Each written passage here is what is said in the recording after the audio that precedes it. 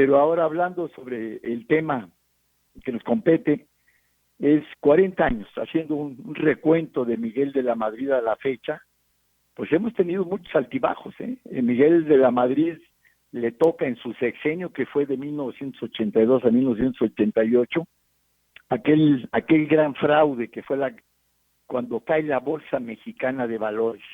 A la gente la engañaron diciéndole que les daban utilidades hasta del 500% de utilidad, de interés, mientras que el país en los negocios daba solamente el 20%. Pues llegaron a reunir 450,000 cuentavientes y cae la bolsa de valores y solamente aprenden a uno de los bolseros, así se les llamaba a los que operaban las casas de bolsa. Y todos los demás se hartaron de dinero, muchos de ellos son los que compraron después los bancos, y ese fue uno de los grandes fraudes que hubo en la época de Miguel de la Madrid. Posteriormente entra Carlos Salinas de Gortari, donde pues también se tienen algunos puntos de que crece la economía, y lo bueno de ese sexenio, lo que yo veo, es que entra el 1 de enero del 1994, el Tratado de Libre Comercio. Empieza con él en 1994, es algo que cambia sobre todo la industrialización en el país, se tiene que modernizar y tiene que crecer, y entonces las exportaciones ya no son tanto petroleras, sino que el último año de su sexenio ya nada más representan el 15%, cuando anteriormente el petróleo representaba el 50%. Después de Carlos Salinas entra Ernesto Zedillo Ponce de León, y el 20 de diciembre, a 20 días de haber entrado, cae la devaluación más ingrata que hemos tenido en el país en la época moderna. Una devaluación que duró no solo 1995, sino muchos años más. A la industria de la construcción le afectó muy severamente. Había una estructura económica que se había hecho, que se llamaba FOAPROA, era un fondo para proteger a los bancos, pero eso sirvió solamente para que esto fuera otro gran fraude, porque el FOAPROA, que se creó en el 90, pues a partir de esta caída en 1995, incluyeron en números redondos 6,000 créditos, y de 600,000 créditos que había en el país, después de la devaluación, meten nada más el 1%, 6,000, que eran los créditos más grandes, por un monto de $100,000 millones pagaderos a 40 años, y después vimos pues que había grandes empresarios, grandes políticos, o sea, inclusive había personas de nuestro estado, y eso fue un gran fraude, porque el resto, los micro, pequeños, medianos empresarios, tuvimos que pagar, tuvimos que vender bienes para poder pagar nuestros créditos al banco. En lo personal, yo tenía un crédito firmado al 8% de interés anual, y lo pagué en 5 meses que me tardé en pagarlo, a una tasa de interés del 165%.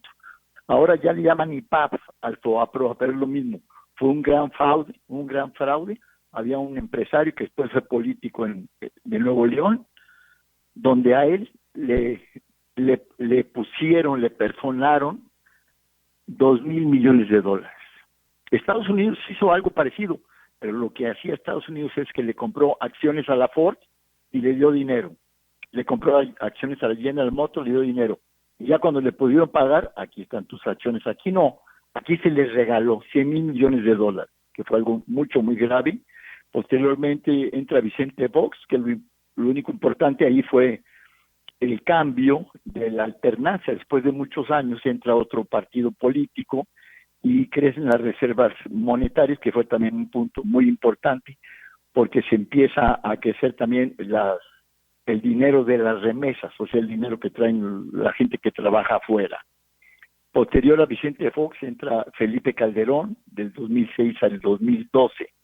A él le tocan 2 crisis muy difíciles, la del 2007, cuando en Estados Unidos hay quiebras de 2 bancos muy grandes, empezaron a dar créditos hipotecarios a diestra y siniestra, y eso les afectó mucho, y a nosotros también, pues obviamente nos afectó, y una crisis en el 2012. Lo bueno es que el área de turismo sí creció con Felipe Calderón y empieza a consolidarse el turismo en México. Y por último, pues Enrique Peña Nieto, que es el presidente que acaba de terminar hace 2 años, las remesas crecieron, las reservas monetarias llegaron a 173 mil millones de dólares. El día de hoy tenemos 195 mil millones de dólares. Inclusive la semana pasada se habló de algo que se podía tocar ese dinero y Banco de México dijo que no, ese dinero es el soporte del país. Yo estoy de acuerdo con ello. Ese dinero no se debe utilizar para proyectos grandes o pequeños, no se debe utilizar esa reserva que tenemos para el país para una crisis muy severa, muy severa. Tenemos una crisis económica y social, pero no tan severa para poder echar mano a esas reservas. Y quedaron muchos proyectos inconclusos con con Enrique Peña Nieto. Ahora, el día de hoy, vemos que estos sexenios pues tuvieron altibajas, pero mucho se golpeó al país. No tuvimos la estructura en educación, en salud, en vialidades como debíamos haber tenido. Se habla del último sexenio que hubo grandes actos de corrupción, o sea, no se ha comprobado nada, pero sí se habla de mucho y se ven muchas cosas y eso pues nos afecta a los 130 millones de habitantes que estamos ahora y en estos 2 años de este sexenio pues tenemos un problema porque la salud y la economía han deteriorado más a la nación, y tenemos ahora 70 millones de pobres. Había 60 hace 2 años, hoy son un poco más de 70 millones de pobres. El desempleo también se dio en la economía informal, nos falta recuperar 1 millón. En la informalidad creció en 2 millones. Y la realidad es que si volteamos y vemos, decimos, bueno, los últimos 40 años, realmente ¿de qué me sirvieron? Hay un factor positivo, que son las remesas, el dinero que traen la gente que trabaja principalmente en Estados Unidos, porque ese va directo a las familias. Lo positivo de ello es que no tiene acceso a otras personas más que quien lo envía directo a su familia. Esa es la gran ventaja que tenemos, que no se toca. El turismo ha sido desprotegido, el año que entra no va a tener prácticamente presupuesto. El turismo el año antepasado, el 18, se habían recibido 24 mil millones de dólares. Creo que tiene que haber un cambio, un ajuste en la política económica, porque el país también tiene un límite económico y social. Tenemos que cuidar y tenemos que ver también lo que está pasando en la salud.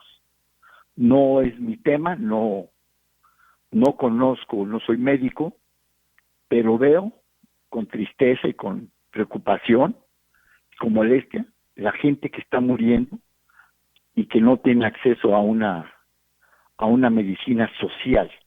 El gobierno federal principalmente es el que debe tener la responsabilidad de cuidar a todos estos cientos de miles de personas, que no puede ser que estemos en un país donde no se puede dar uno el lujo de enfermarse porque se muere. Ese es un tema que debemos razonar. ¿Qué pasa con la gente que no tiene derecho al Seguro Social y al IMSS, al ISSSTE? ¿Qué pasa con ellos? Se mueren porque no tienen dinero para comprar medicinas. Se desaparece el Seguro Popular, se crea otro. No ha estado funcionando. Diario vemos todo eso. Entonces es un tema que debemos pedir y exigir que se solucione. Están muriendo decenas de miles de mexicanos.